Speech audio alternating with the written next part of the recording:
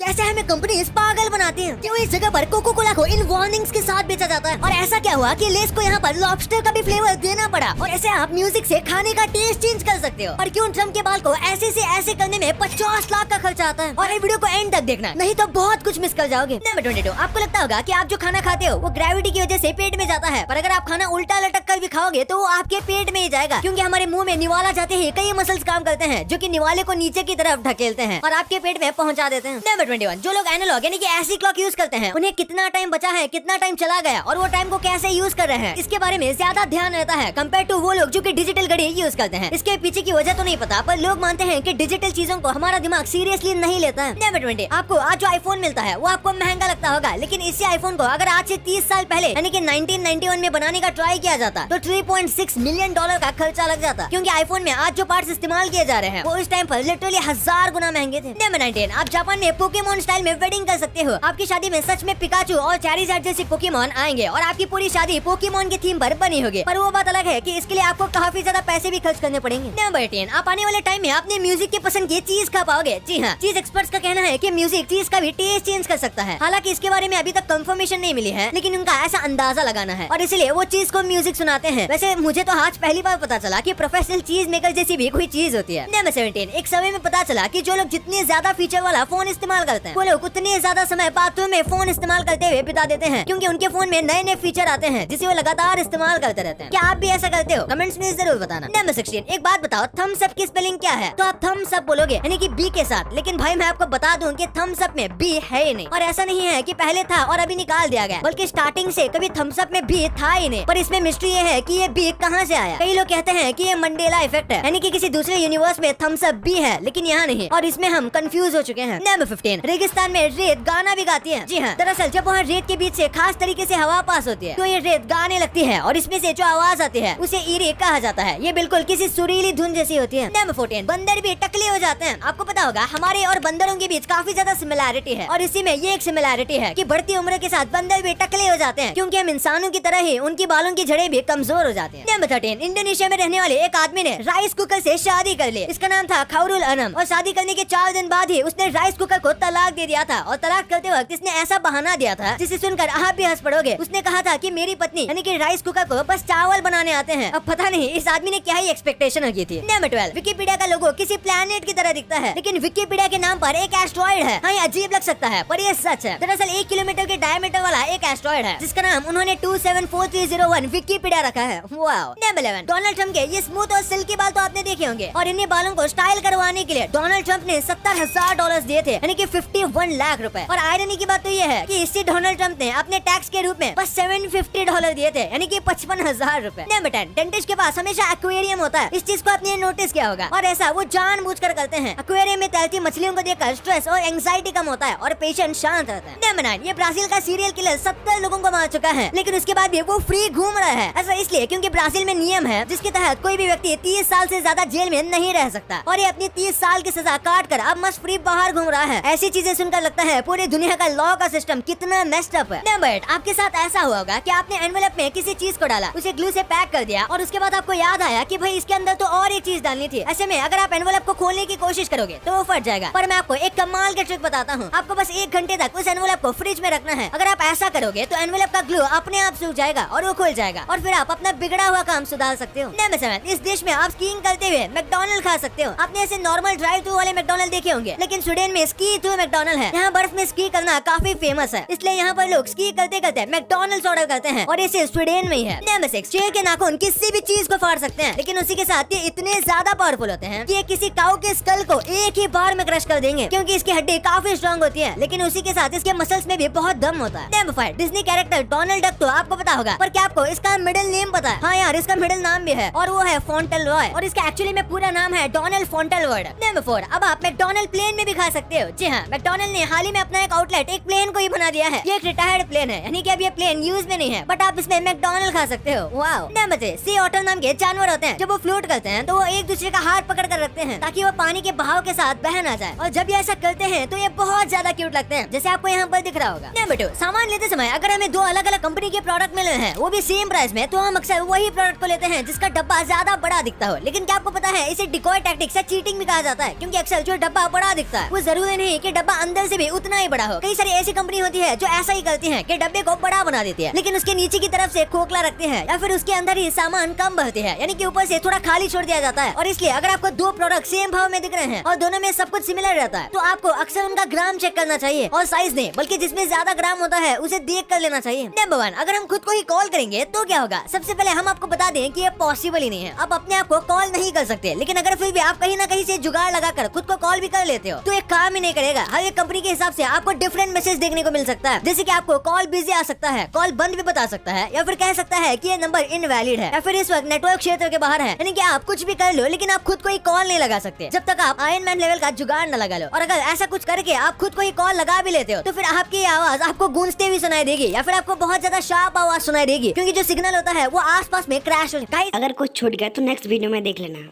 Thank you.